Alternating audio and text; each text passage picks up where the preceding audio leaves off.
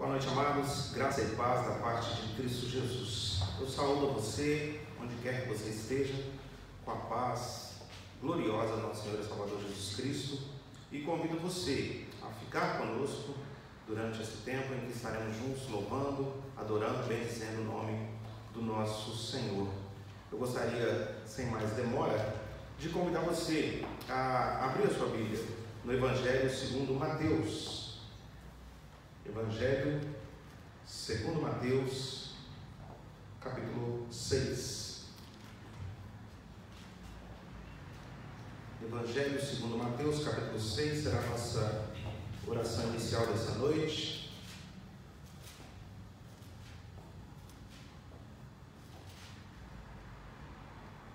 Evangelho segundo Mateus, capítulo 6, a partir do versículo 1, nós iremos até o versículo 15. Farei a leitura, irmãos, por favor, onde quer que estejam, acompanhem com reverência, com temor e tremor, a leitura da palavra de Deus. Guardai-vos de exercer a vossa justiça diante dos homens, com o fim de serdes vistos por eles. Doutra sorte, não tereis galardão junto de vosso Pai Celeste. Quando, pois, deres esmola, não toques trombeta diante de ti, como fazem os hipócritas nas sinagogas e nas ruas, para serem glorificados pelos homens. Em verdade vos digo que eles já receberam a recompensa. Tu, porém, ao dares a esmola, ignore a tua mão esquerda o que faz a tua mão direita, para que a tua esmola fique em secreto, e teu Pai, que vê em secreto, te recompensará. E quando orardes, não sereis como os hipócritas, porque gostam de orar em pé, nas sinagogas e nos cantos das praças, para serem vistos dos homens. Em verdade vos digo que eles já receberam a recompensa. Tu, porém, quando orares, entra no teu quarto e, fechada a porta, orarás a teu Pai que está em secreto, e teu Pai que vem em secreto te recompensa, ou te recompensará. E orando, não useis de vãs repetições, como gentios, porque presumem que pelo seu muito falar serão ouvidos. Não vos assemelheis, pois, a eles, porque Deus, o vosso Pai, sabe o que tendes necessidade antes que lhe o peçais. Portanto, vós orareis assim: Pai nosso que estais nos céus, santificado seja o teu nome. Venha o teu reino, faça-se a sua vontade, assim na terra como no céu. O pão nosso de cada dia dá-nos hoje, e perdoa-nos as nossas dívidas, assim como nós temos perdoado aos nossos devedores.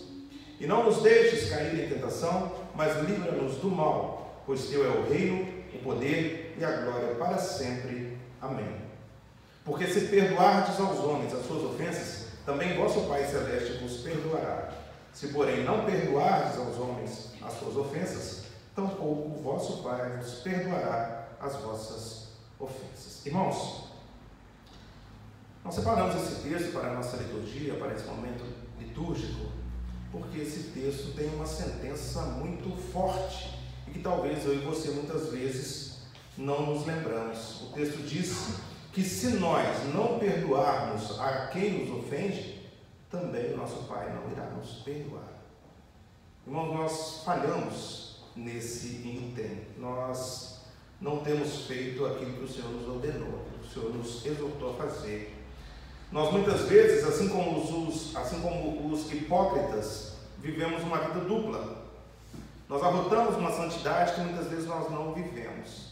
Nós falamos muito do Evangelho de Jesus e de Jesus, a nossa ortodoxia é muito boa, mas a nossa ortopraxia é manca, é falha. Mas esse é o momento de nós pedirmos ao Senhor que tenha misericórdia de nós, que perdoe os nossos pecados, que a sua misericórdia, que a sua graça nos assista. Eu queria convidar você, onde quer que você esteja, a abaixar a sua cabeça, a fechar os seus olhos, a pedir ao Senhor que sonde o seu coração, que perdoe os seus pecados, para que então o nosso culto, o culto que passamos a prestar de forma coletiva, a partir de agora, possa chegar aí com um aroma suave. Feche os seus olhos, coloque a sua vida diante de Deus, abra o seu coração para aquele que tudo conhece, tudo vê, aquele que sonda mentes e corações. Oremos. Senhor, nós queremos nos colocar diante do Senhor nessa noite, envergonhados, contristados, cabisbaixos, porque nós temos feito coisas que desagradam ao Senhor, que entristecem ao Senhor. Muitas vezes, Deus, temos procurado os lugares de honra, Muitas vezes, Deus, temos procurado os cantos mais altos das sinagogas ou das igrejas, com as nossas orações muito bem elaboradas, mas o nosso coração está oco, está vazio, está desprovido de devoção e de adoração ao Senhor. Muitas vezes postamos em nossas redes sociais palavras de evangelismo, falamos do teu amor, compartilhamos frases que falam a respeito do seu amor, mas dentro de nossas casas, nas convivências com os nossos irmãos, ou mesmo na obra do Senhor, nós somos mancos, nós somos falhos, nós somos negligentes. Perdoa-nos, Senhor, tem misericórdia de nós. Faça com que o nosso coração, Deus, seja um coração perdoador. Faça, Deus, com que a mágoa, o rancor não façam parte da nossa vida. Limpa-nos desses sentimentos tristes, pecaminosos, que desagradam ao Senhor, que aborrecem ao Senhor.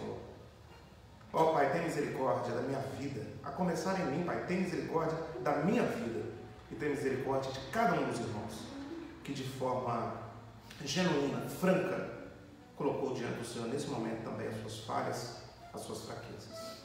Sonda o nosso coração, vê se há algum caminho mau e guia-nos, Senhor, pelos caminhos eternos. Peço ao Senhor também, Deus, que em nome de Jesus abençoe todo o decorrer desse culto e tudo que dissermos aqui, Pai, concorra para a glória do teu nome. Essa é a oração que nós fazemos no nome santo de Cristo Jesus. Amém. Eu queria convidar você agora a louvar ao nosso Deus, a adorar ao nosso Deus na beleza da sua santidade. Nós entoaremos então um canto de louvor a esse Deus bom, justo e fiel.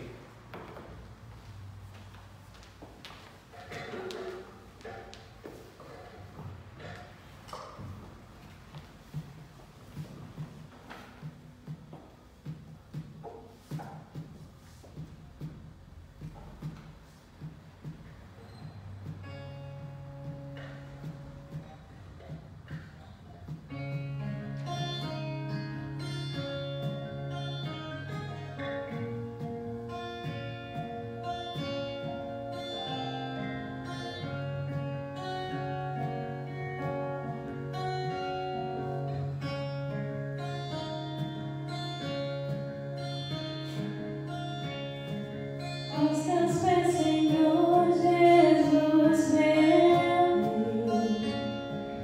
tudo é mais claro.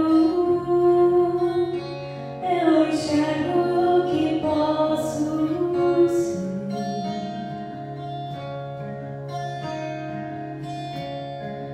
Nunca fugirei do que eu vi. És tudo que é mais claro.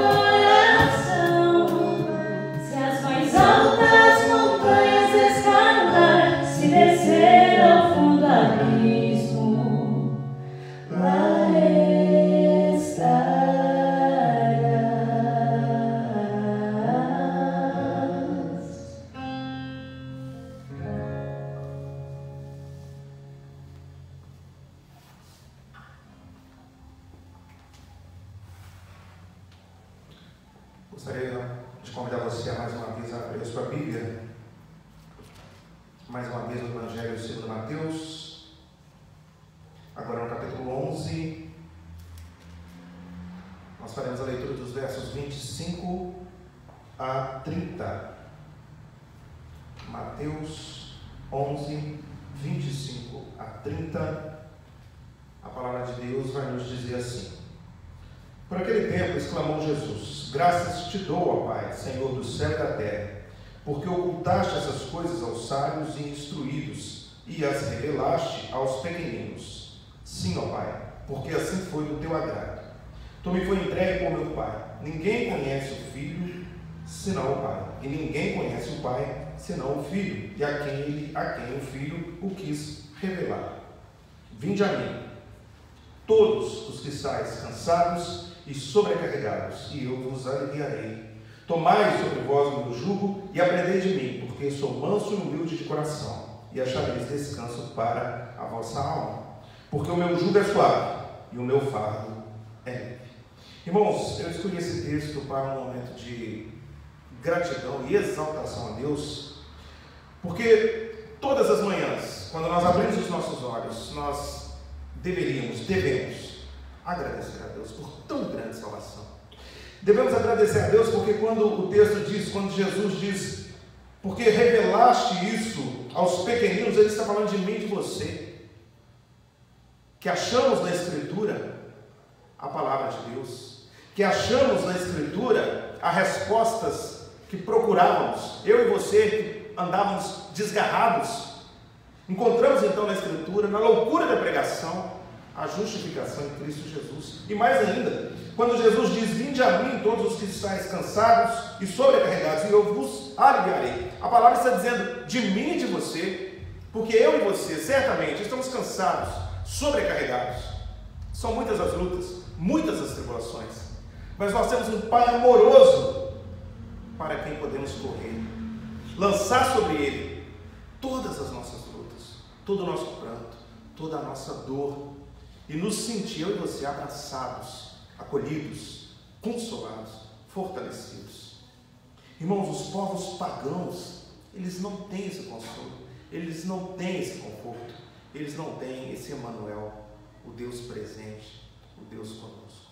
Agradeça a Deus por tão grande salvação. Eu queria convidar você mais uma vez a fechar os seus olhos, a abaixar a sua cabeça, a deixar que venha a sua mente, que o seu coração transborde de palavras de louvor, exaltação e gratidão a Deus, porque Ele é bom e a sua misericórdia dura para sempre. Eu queria convidar o nosso irmão Rafael que elevasse a Deus, em nome de todos nós, uma oração de exaltação e gratidão ao Senhor.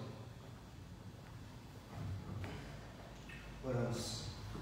Senhor nosso Deus, nós somos gratos ao Senhor, ainda que estamos passando por esse momento de isolamento, estamos passando por esse momento distante da tua casa, da tua igreja, como corpo e como membros da igreja do Senhor, distante do templo, distante da comunhão com os irmãos, mas não estamos distantes do Senhor, e o Senhor também não se ausentou da nossa presença, Senhor, porque o Senhor é um Deus fiel e bondoso, que cuida de cada um de nós. Nós te exaltamos por isso, porque o Senhor sonda os nossos corações, conhece as nossas dificuldades. O Senhor é um Deus tremendo, Pai, ao qual nós devemos, Pai, toda a reverência, toda a nossa adoração, nós devemos ao Senhor, Pai. Abençoa, Pai, esse momento de culto, abençoa o teu servo, e abençoe cada um dos meus irmãos, Pai, que está em sua casa repousando nesse momento, mas que separou esse momento para estar assistindo essa transmissão, para adorar o Senhor, para buscar o conhecimento da Tua Palavra e a Tua presença. Abençoa cada um de nós, Pai. Continua conosco, no nome santo de Jesus. Amém. Amém. Graças a Deus. Obrigado, Rafael.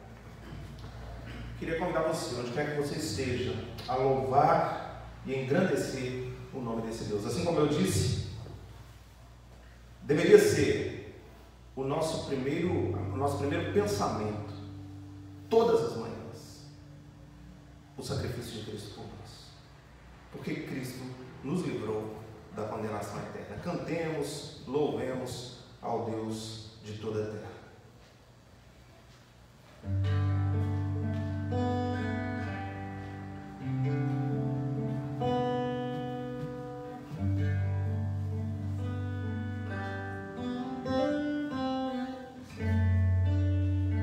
Que sejas meu universo, não quero dar-te só um pouco do meu tempo, não quero dar-te um dia apenas da semana. Que sejas meu universo, não quero dar-te as palavras como gotas, quero que saia um dilúvio de bênçãos da minha boca. Que sejas meu universo,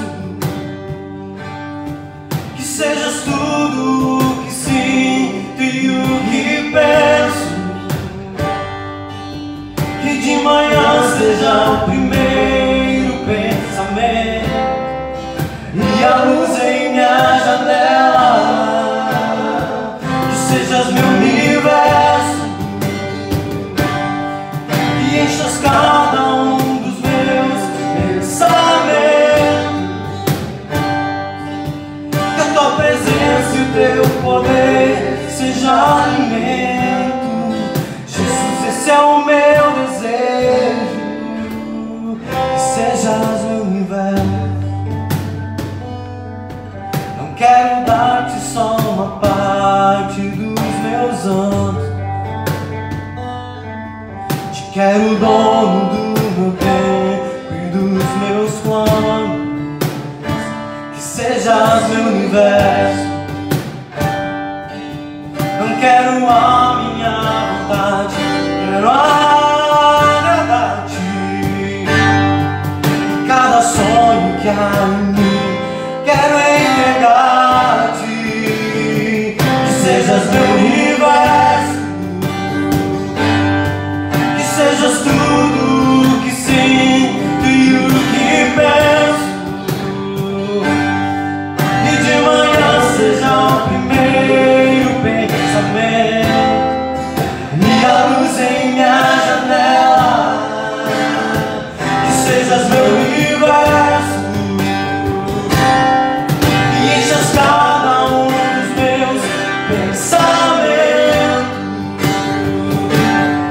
Que a tua presença e o teu poder seja alimento.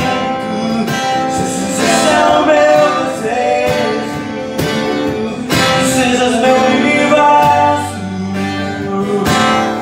que sejas tudo o que sou e o que penso. Que de manhã seja o primeiro pensamento e a luz em minha janela. Que sejas meu universo, que enchas cada um dos meus pensamentos. Que a tua presença e o teu poder seja alimento. Jesus, esse é o meu desejo. Que sejas meu universo,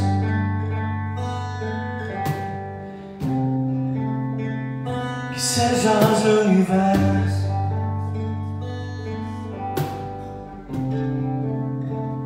que sejas meu universo.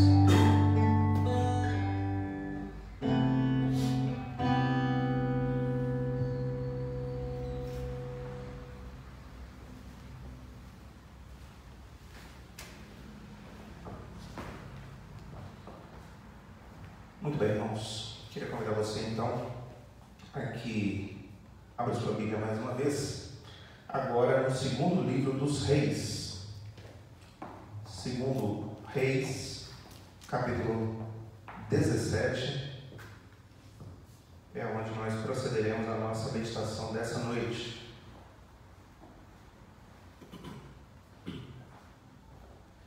Segundo Reis, capítulo 17, Nós faremos a leitura dos versos 24 ao verso 28. Eu farei a leitura. Os irmãos, por favor, acompanhem silenciosamente. Diz assim a palavra de Deus. O rei da Síria trouxe gente de Babilônia, de Cuta, de Ava, de Ramate e de Sefarvai, e as fez habitar nas cidades de Samaria, em lugar dos filhos de Israel. Tomaram posse de Samaria e habitaram nas suas cidades. A princípio, quando passaram a habitar ali, não temeram o Senhor. Então, mandou o Senhor para o meio deles leões, os quais mataram a alguns do povo. Pelo que se disse ao rei da Assíria: as gentes que transportaste e fizeste habitar nas cidades de Samaria não sabem a maneira de servir o Deus da terra. Por isso, enviou ele leões para o meio delas, os quais as matam, porque não sabem como servir o Deus da terra. Então o rei da Síria mandou dizer: levai para lá um dos sacerdotes que de lá trouxestes, que ele vá e lá habite e lhes ensine a maneira de servir o Deus da terra. Foi, pois, um dos sacerdotes que haviam levado de Samaria e habitou em Betel, e lhes ensinava como deviam temer o Senhor. Vamos orar mais uma vez? Senhor, mais uma vez aqui estamos em Teu nome, para a Tua glória, pedindo ao Senhor que fale ao Teu povo através de mim. Ó Pai, mesmo com todas as lutas, com todas as dificuldades que o Teu povo vem enfrentando, o Teu povo, Deus, necessita desesperadamente desse leite espiritual, desse alimento espiritual que é a Tua palavra. Ó Pai, que no nome de Jesus, todos nós então possamos ser alimentados, edificados pela Tua palavra que será compartilhada nesse momento. Que as palavras dos meus lábios e que o meditar do meu coração sejam agradáveis na Tua presença, Senhor, Deus meu e Redentor meu. Muito bem, irmãos. O texto de 2 Reis, segundo livro de Reis, ele se encontra na história em aproximadamente 722 antes de Cristo. E ele narra um dos capítulos, um dos momentos mais negros e dolorosos vividos pelo povo de Deus. Nós estamos aqui já quando o reino está dividido, quando foram separados os reinos. O capítulo 17 vai tratar da queda de Samaria, tomada pelos assírios. E o contexto aqui do capítulo 17 é um contexto do momento em que Samaria então cede a um cerco, a uma pressão que já durava 3 anos.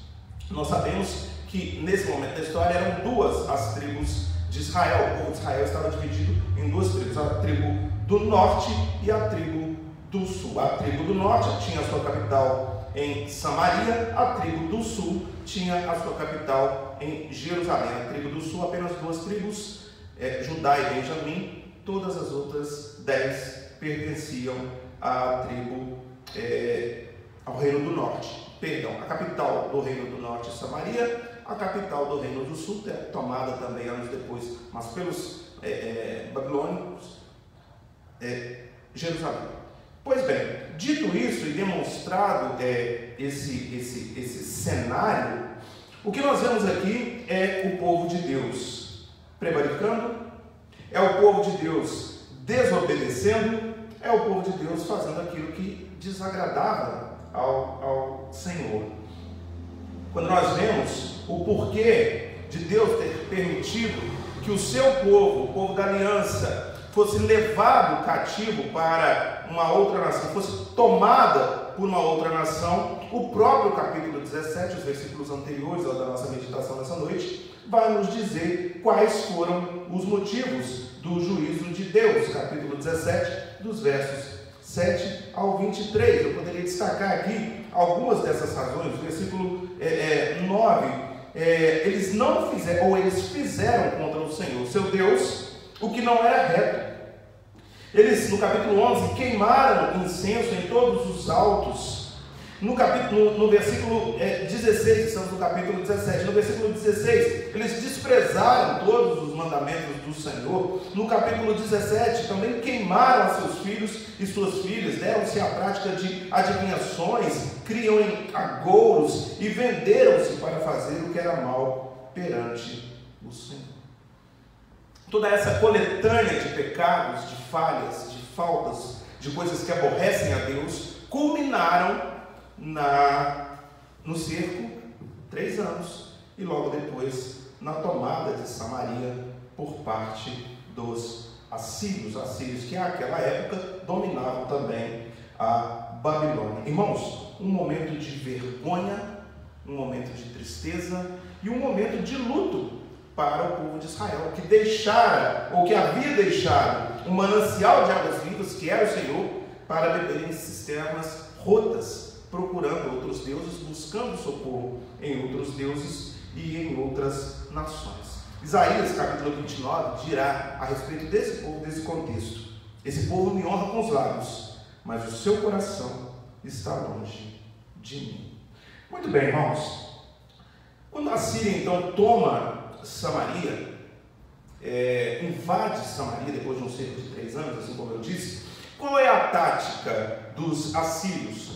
Os assírios, eles matavam alguns dos povos das cidades que eles dominavam, e o restante daquele povo, principalmente aqueles que não tinham maior projeção social, eram levados dali, eram levados cativos. E o Império Assírio trazia para aquela terra que foi dominada povos de outros lugares, e eles faziam ali então uma junção de povos, uma mistura de povos, para que aquele povo daquela cidade perdesse então a sua referência, a sua identidade cultural. Aquele povo então se encontrava de tal forma misturado com essa realocação, deportados de todas as regiões vinham para ali e passavam a morar ali, que eles perdiam o senso de pátria, eles perdiam o senso de comunidade, perdiam todas as suas raízes culturais, históricas e religiosas. Nós podemos, por exemplo, apenas para uma mais fácil compreensão, um exemplo aqui, pegar algumas pessoas aqui do Rio Grande do Sul, alguns gaúchos, pegar alguns mineiros, pegar alguns paulistas, pegar alguns cariocas e levar, por exemplo, para o norte do país, lá para o Pará, lá onde está a Tuane, nossa irmã. E lá, então, pouco a pouco, fazer com que nós perdêssemos as nossas identidades. Então, daqui a pouco o gaúcho já não estaria mais tomando o seu chimarrão, daqui a pouco o mineiro já não estaria mais procurando queijo, e aí haveria, então, uma miscigenação, uma mistura, que era a maneira, então, dos assírios dominarem completamente aqueles povos conquistados no seu plano expansionista. É esse o quadro, irmãos. É esse o quadro.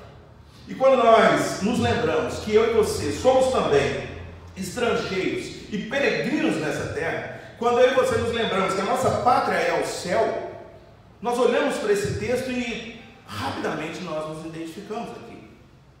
Nós enxergamos a nossa vida aqui, o nosso cotidiano aqui. Então, diante disso, desse quadro e dessa introdução, eu gostaria de destacar algumas particularidades desse texto e aplicá-las ao nosso contexto para a nossa edificação nessa noite. Nós vamos trabalhar versículo por versículo e ao final, então, nós vamos fazer algumas aplicações para a minha vida e para a sua vida. Volte os seus olhos, então, para a sua Bíblia, no versículo 24. O rei da Síria trouxe gente de Babilônia, de Cuta, de Ava, de Ramate, de Sefarvaim, e a fez habitar na cidade de Samaria, em lugar dos filhos de Israel. Tomaram posse de Samaria e habitaram nas suas cidades. É isso o que eu acabei de falar. Trouxeram estrangeiros para habitar ali, misturaram diversos povos de diversas culturas, com costumes diferentes, com práticas diferentes, que adoravam a deuses distintos, deuses pagãos, e colocou esse povo todo junto, numa mesma cidade, para viver junto. Irmãos, se nós olharmos os dias de hoje, nós já não temos mais essas barreiras culturais, esses muros culturais tão bem alicerçados por conta da internet, por conta das informações que viajam, transporte em massa, enfim. Mas naquele tempo, as sociedades elas eram muito isoladas. Então a sua cultura era algo muito arraigado, era algo com o qual eles viviam de forma muito fixa. E por isso então, quando eles eram levados para uma outra nação e precisavam ali exercer a sua cultura, mas em meio a culturas diferentes, rapidamente eles perdiam a sua identidade. Então tudo aquilo com o qual eles conviveram na sua terra, tudo aquilo que aprenderam e ensinavam, tudo aquilo que viviam na arquitetura, na culinária, na religião, nos deuses que adoravam, tudo isso se misturou. Era esse o plano expansionista da Assíria daquela época, diferente do Império Babilônico, que quando conquistavam uma terra, levavam as pessoas dali para a sua terra. A Assíria não. A Assíria misturava naquelas cidades povos de várias províncias. Muito bem, versículo 25 vai dizer assim: a princípio, quando passaram a habitar ali, não temeram o Senhor. Então mandou o Senhor para o meio deles leões, os quais mataram a alguns dos povos. Então aquele povo chegou com o seu costume, com a sua cultura, com os seus deuses, e implementaram na terra costumes pagãos, costumes dos quais eles estavam acostumados. Os da Babilônia adoravam Sucote e Benote. Os de Cuta adoravam a Nergal, que era um deus sumério da guerra e da morte. Os de Ramate fizeram santuários para adorar a Azima, um deus em forma de bode. E os aveus adoravam Anibás e Tartak, enquanto que os sefarvitas adoravam a Adrameleque e a Anameleque, inclusive entregando seus filhos como sacrifício a essas divindades. Costumes, práticas pagãs religiosas totalmente diversificadas. Totalmente diversificadas. Mas o Deus de toda a terra se indignou com isso e enviou para a cidade leões para matar algumas das pessoas que ali estavam como forma de juízo de Deus pelos pecados daquelas pessoas. Deus já havia feito o uso de leões para o juízo do seu povo, por exemplo, em 1 Reis, capítulo 13. Versículo 26. Pelo que se disse ao rei da Síria: as gentes, as pessoas que o Senhor transportou e fizeste habitar na cidade de Samaria, não sabem a maneira de servir o Deus da terra. Por isso enviou ele leões para o meio delas, os quais as matam, porque não sabem como servir o Deus da terra. Os mensageiros do rei, irmãos, foram então até ele e relataram o problema. Disseram: olha, esse povo que o Senhor trouxe para cá, para a Terra Santa, para a Cidade Santa, para a cidade do povo judeu, esse povo não sabe adorar o Deus daqui. Eles não conhecem o Deus da Bíblia. Eles não conhecem a sua bondade, o seu poder, a sua majestade. E por isso o Deus deles, Deus da terra, está castigando-os, está matando alguns deles, enviando leões para cá. Era um modo de pensar naquela cultura, naquela época, que toda vez que você conquistava um território, você precisava dar algum tipo de honra para o rei local, para o rei adorado naquele local, para o rei proteger aquele local, para que ele não se irasse contra você e o dizimasse. Então é isso que o mensageiro está dizendo: olha, o Deus dessa terra que nós conquistamos, ele está irado com o povo. Ele está mandando leões para matar o povo, porque o povo daqui não sabe como ele quer ser adorado, não sabe como cultuar. Então o rei pede ao seu mensageiro, no versículo 27, que ele chame, então, que ele traga alguém que conheça o Deus da Bíblia para ensinar aquele povo. Versículo 27. Então o rei da Síria mandou dizer: levai para lá um dos sacerdotes que de lá trouxestes, que ele vá e lá habite e lhes ensine a maneira de servir o Deus da terra. O rei então resolve ordenar que sacerdotes do Deus Altíssimo fossem enviados para lá e ensinasse àquele povo, aquela mistura de povos, como temer o grande eu sou, o grande Deus daquela terra, o Deus do povo de Israel. Era uma espécie, irmãos, de evangelismo. O enviado ensinaria para aquele povo a respeito do Deus da Bíblia. Versículo 28. Foi, pois, um dos sacerdotes que haviam levado de Samaria e habitou em Betel e lhes ensinava como deviam temer o Senhor. Então, irmãos, seguindo a ordem do rei, assim foi feito. E um sacerdote ensinou às pessoas que ali estavam morando, aos cativos de várias províncias, de várias regiões, de povos e culturas, a temerem o do Deus da Bíblia, como o Deus da Bíblia deveria ser adorado. Mas os versos seguintes, do 29 em diante, vão dizer que o povo passou a temer o Deus de Israel, mas continuava adorando deuses pagãos, uma espécie de adoração mista, múltipla, sincrética, um politeísmo, vários deuses sendo adorados ao mesmo tempo, adorando ao Deus da terra, mas adorando ao seu Deus também, aquele a quem eles já conheciam, enfim. E isso de maneira alguma agradava ao Senhor. Porque você adorar a Deus e adorar a um segundo Deus, a um outro Deus, é abominação diante do Senhor. Basta nós lermos os 2 primeiros mandamentos da lei. Não terás outros deuses diante de mim, não as adorarás, não lhe prestarás culto, não farás para ti imagem de escultura, não as adorarás, nem lhe prestarás culto. Isso fica muito claro nos 10 mandamentos, no decálogo. Então, aquela adoração, aquele tipo de adoração, de maneira alguma agradava a Deus, chegava a Deus como aroma suave. E é isso que o texto está nos dizendo. É isso do que se trata no capítulo 17, 24 a 28. Quando nós trazemos isso para o nosso contexto, quando nós trazemos essa realidade do ano 720, 722 a.C. para os dias de hoje, nós nos lembramos, ou nos vem à memória, que nós também somos peregrinos nessa terra, que nós também somos desterrados pelo pecado de nossos primeiros pais, que nós também abandonamos a nossa terra pátria, que nós abandonamos o nosso lugar de morada por conta do pecado do nosso Pai federal. E por isso eu e você, crentes no Senhor Jesus, peregrinos nessa terra, precisamos conviver por aqui, compartilhando e convivendo com costumes pagãos, costumes totalmente diferentes daqueles que nós temos, dos valores éticos e morais que nós temos, costumes, muitos deles, que desagradam e aborrecem ao Senhor.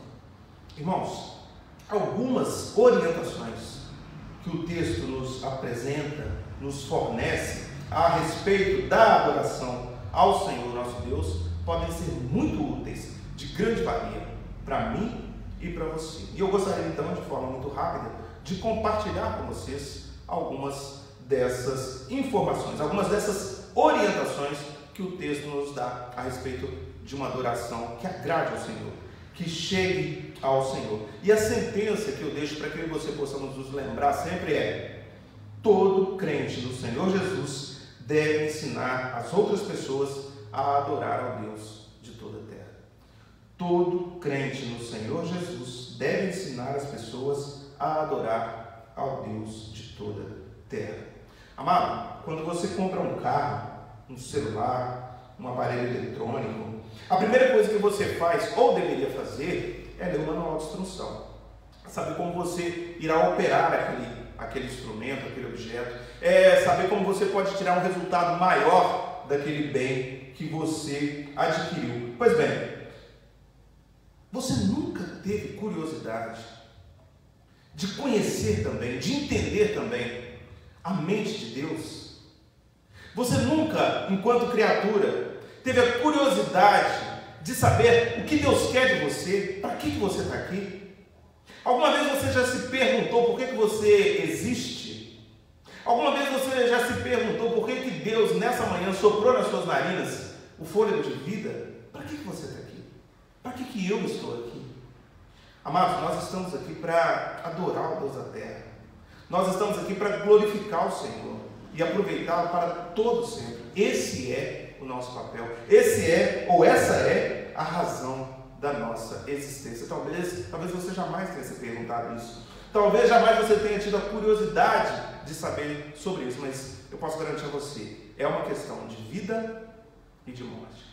Então, se você não o fez, faça nessa noite. Pergunte ao Senhor, abra os seus olhos, os seus ouvidos, para você entender aquilo que Deus quer de você. Para que você foi criado? Porque, do contrário, amado, você corre o risco de caminhar por léguas e léguas numa estrada, achando que está indo pelo caminho reto, pelo caminho direito, pelo caminho que o Senhor traçou para você, e você, na verdade, está caminhando, trilhando caminhos de morte, caminhando por uma estrada que de maneira alguma te levará para o céu.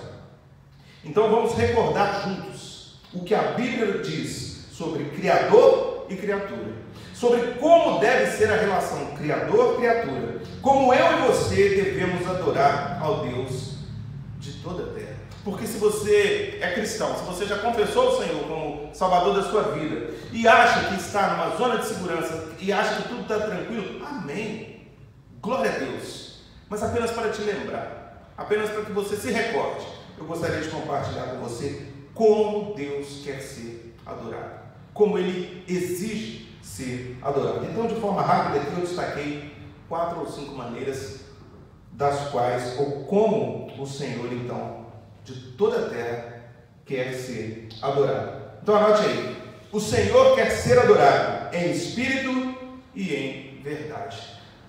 Evangelho segundo João, capítulo 4, versículos 4 a 6, vai nos dizer assim. Evangelho de João, capítulo 4, 4 a 6, o texto sagrado irá nos dizer assim. Evangelho de João, capítulo 4, versículos 22 a 24.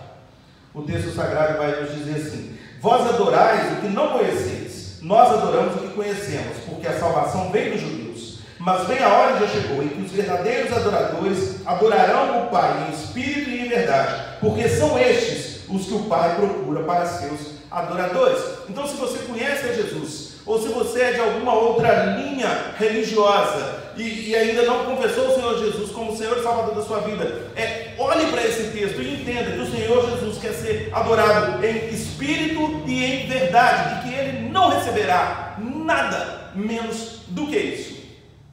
É assim que você o adora? Em espírito e em verdade? Porque o Pai procura os verdadeiros adoradores. É assim que você tem adorado ao Senhor de toda a terra? Nós podemos ainda dar um segundo exemplo, que se encontra no livro de Miqueias, capítulo 6, versículos 6 a 8. Deus, o Senhor de toda a terra, dizendo por boca do profeta Miqueias: com que vocês se apresentarão ao Senhor e se inclinarão ante o Deus excelso? Vocês virão perante Ele com holocaustos, com bezerros de um ano? Será que o Senhor vai se agradar de milhares de carneiros, de 10.000 ribeiros de azeite? Será que se você der o seu primogênito pelo seu pecado, o fruto do seu corpo pelo pecado da sua alma, o Senhor vai te aceitar? Ele te declarou, o profeta vai dizer, Ele te declarou, homem, o que é bom e o que o Senhor pede de ti. Parafraseando, irmãos, o que Miqueias está dizendo que a partir de agora o Senhor vai dizer a você como Ele quer ser adorado. O Deus de toda a terra vai dizer a você como Ele quer ser adorado. Olha como Ele quer ser adorado. Ele quer que você pratique a justiça, ame a misericórdia e ande humildemente com o teu Deus. Miqueias 6, versículo 8. Então você pratica a justiça? Você ama a misericórdia? Você anda humildemente com o teu Deus?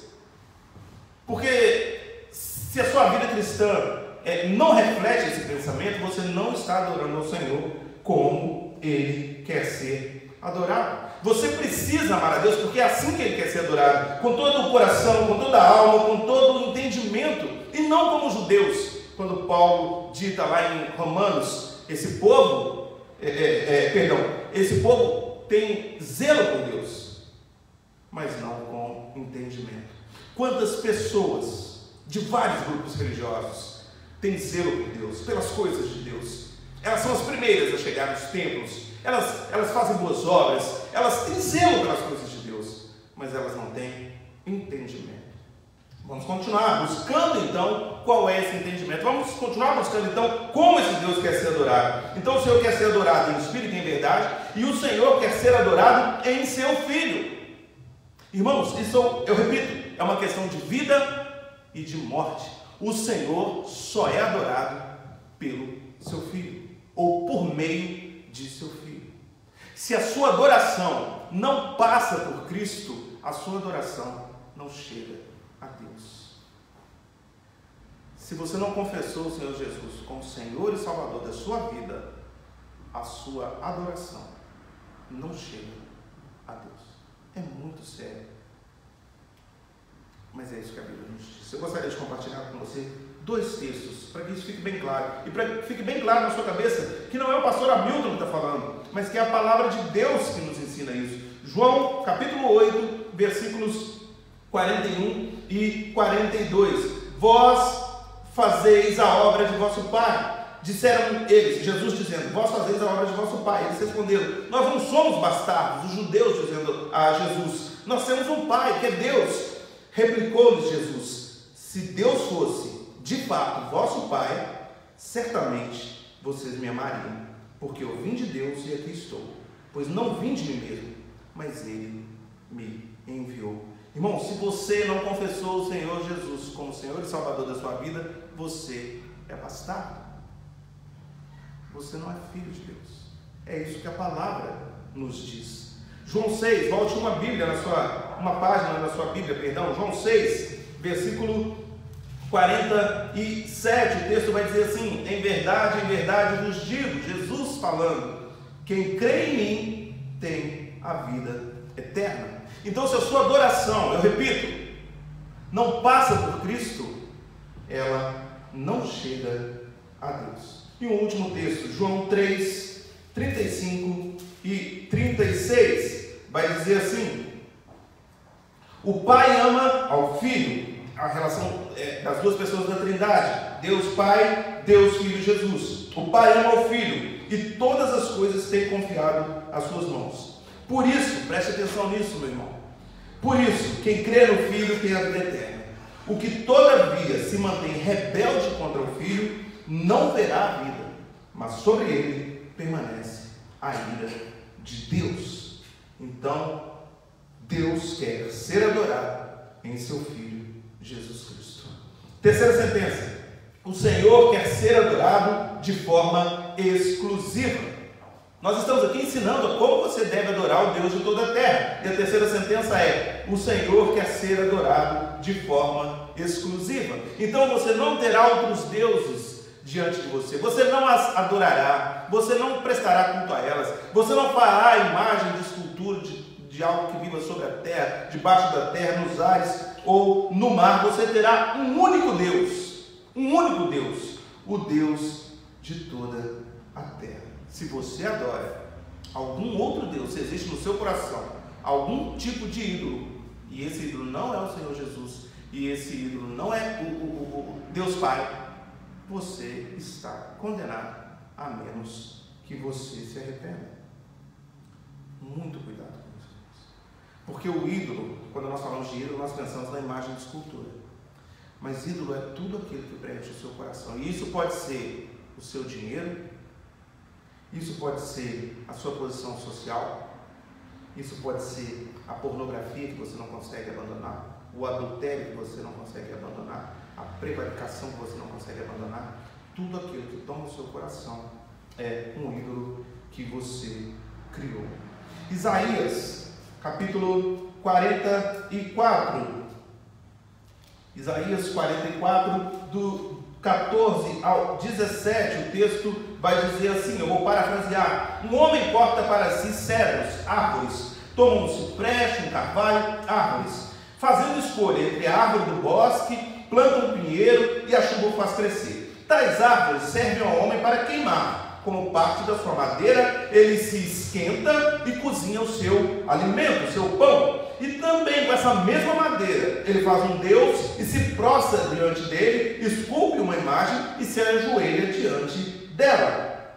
Versículo 16: metade queima no fogo e com ela cozinha carne para comer. Assa, farta-se e também se esquenta e diz: ah, já me esquentei, já vejo a luz.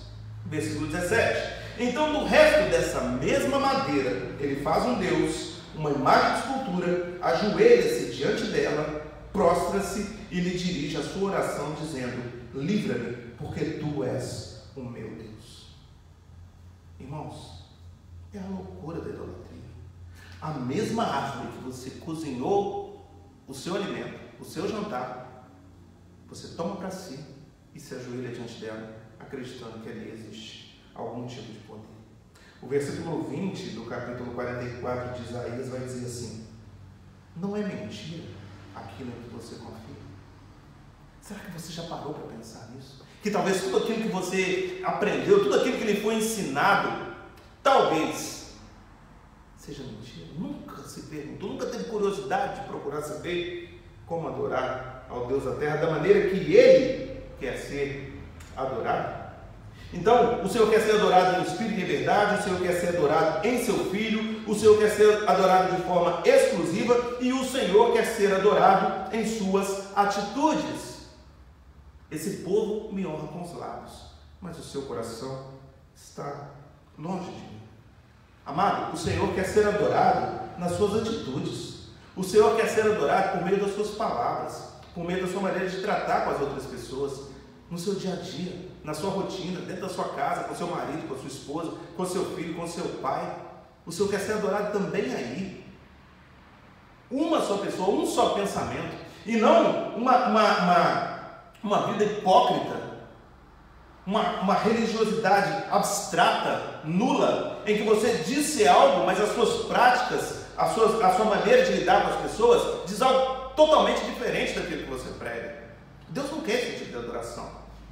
Deus quer ser adorado também nas suas atitudes. A fé sem obras é morta. Nós não fazemos obras para sermos salvos, mas nós fazemos boas obras porque nós somos salvos, porque nós fomos alcançados pela graça, pela misericórdia de Deus.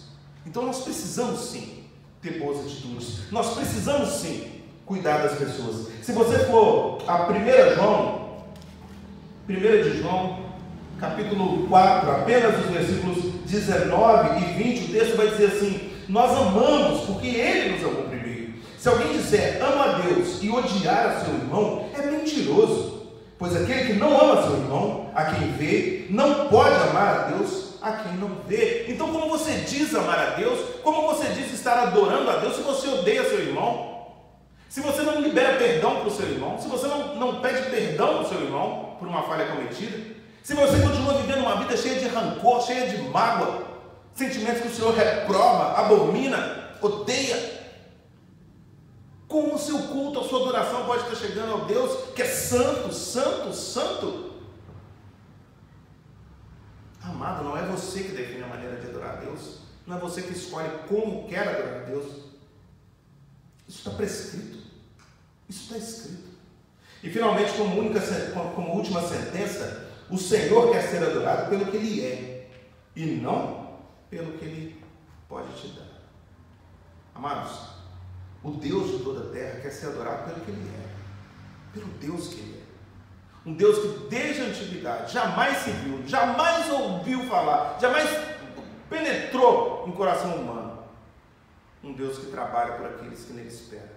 Um Deus poderoso, um Deus justo, um Deus fiel. Um Deus que desde a eternidade escolheu para si um povo, fez promessas a esse povo e vem cumprindo dia a dia essas promessas. Um Deus que coloca o pão na nossa mesa. Um Deus que nos perdoa. Um Deus, irmãos, preste atenção, que nos ama, mesmo conhecendo o nosso coração, mesmo conhecendo a nossa mente, mesmo conhecendo aquilo que só nós sabemos. Quantas vezes você deixou de se amar por conta de algum pensamento que passou pela sua mente, pelo seu coração? Quantas vezes eu deixei de me amar e disse: meu Deus, como pode passar um pensamento desse na minha cabeça, no meu coração? Me senti desprezível. Só eu sei, mas Deus conhece, Deus sabe, e ainda assim Ele me ama. Como então eu vou amar a Deus só quando as coisas estiverem boas para o meu lado? Como então eu vou amar a Deus só esperando que Ele vai encher os meus celeiros, que Ele vai me encher de prosperidade, que Ele vai me dar 2 carros, 2 casas? Amados, você quer 2 carros, 2 casas? Vai trabalhar, vai estudar. Deus te deu saúde, Deus está cuidando de você, vai correr atrás dos seus sonhos.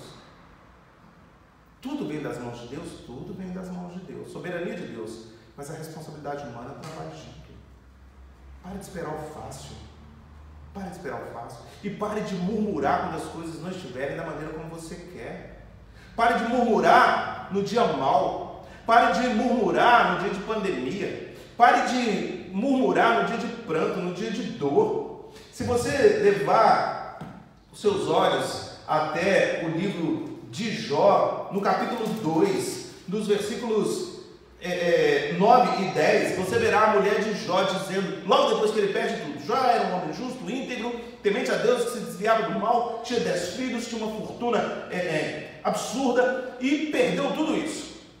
Perdeu tudo isso, inclusive a sua saúde. Então, enquanto ele está ali arrancando com cacos de telha as feridas purulentas que estavam por todo o seu corpo, a mulher de Jó vira-se para ele e diz: você ainda conserva a sua integridade?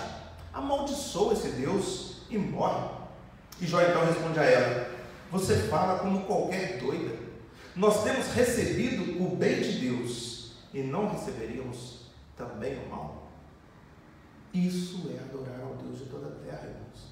Adorar a Deus no dia bom e no dia ruim. Ainda em Jó, uma página à frente, ou duas, capítulo 5, versículos 17 e 18. Bem-aventurado o homem a quem Deus disciplina. Não desprezes, pois, a disciplina do Todo-Poderoso, porque ele faz a ferida e ele mesmo a ata. Ele fere e as suas mãos curam. Então, mesmo em meio à luta, mesmo em meio à dor, Deus está caminhando conosco. Como eu posso me alegrar, louvar, adorar apenas quando as coisas estão boas, irmãos?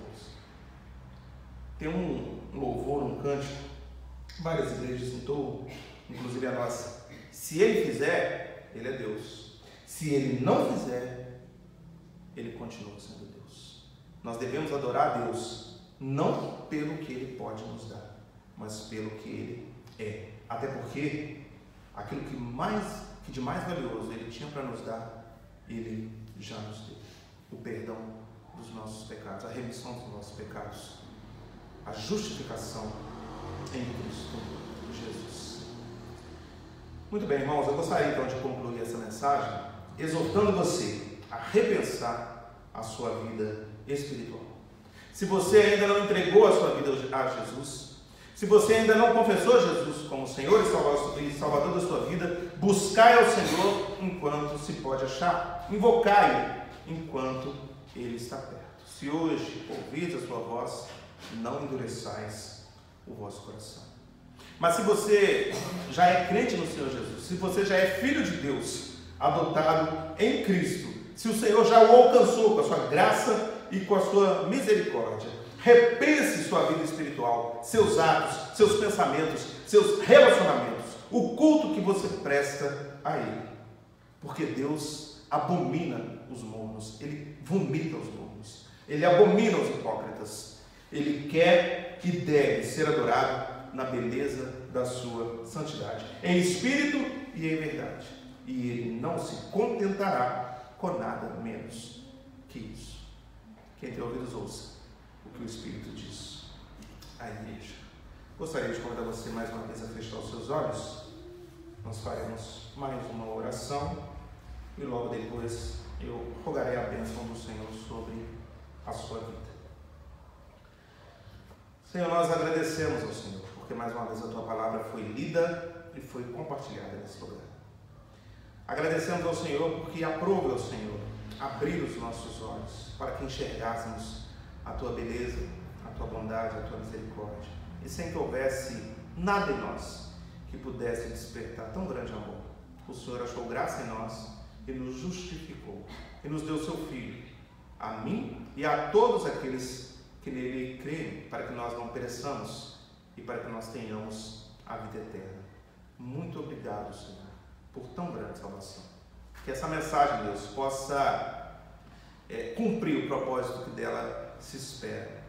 Que os teus filhos possam ter sido alimentados espiritualmente, edificados pela tua palavra nessa noite. E caso alguém que não conheça tenha ouvido ou futuramente tenha contato com essa mensagem, com essa palavra, que ela possa também, Deus, se quedar aos seus pés, entregar a vida ao Senhor e confessar Jesus Cristo como Senhor e Salvador das suas vidas. Se com a tua boca confessar que Jesus Cristo é o Messias e com o seu coração você crer, você será salvo. Que assim seja, Pai. Pedimos ao Senhor também que no nome de Jesus nos dê uma noite de descanso, uma noite de paz, nos dê uma semana de saúde, uma semana de boas notícias, Que o teu cuidado, a tua misericórdia, a tua graça seja derramada sobre a vida, a família, a casa, o lar, o trabalho de cada filho teu que nos ouve nesse momento. Cuida de nós, porque sem o Senhor nós absolutamente nada podemos fazer. Nós oramos gratos ao Senhor, no nome santo de Cristo Jesus. Amém. Agora, amados irmãos, povo de Deus, que a graça do nosso Senhor Jesus Cristo, que o amor de Deus, o nosso Pai, e que as doces e eternas consolações do teu Santo Espírito sobre vós repousem, sobre vós permaneçam, capacitando-nos a aguardar com alegria, com júbilo, o Deus de toda a terra, a volta do Deus de toda a terra, de Jesus Cristo, nosso Senhor, o Messias, o Filho de Deus, aquele que morreu sim, mas ressuscitou e há de voltar para buscar a sua noiva, a sua igreja. Maranata, vem, Senhor Jesus. Amém, amém e amém. Gostaria de agradecer a todos vocês que nos ouvem, que nos acompanham nessa noite. Muito obrigado pela companhia. E na próxima quinta-feira, a partir das 19h30, estaremos aqui estudando o capítulo 14 da Epístola de Paulo aos Romanos, se Deus assim nos permitir. Deus abençoe a todos. Um grande abraço, uma semana de paz e saúde. Em nome de Jesus.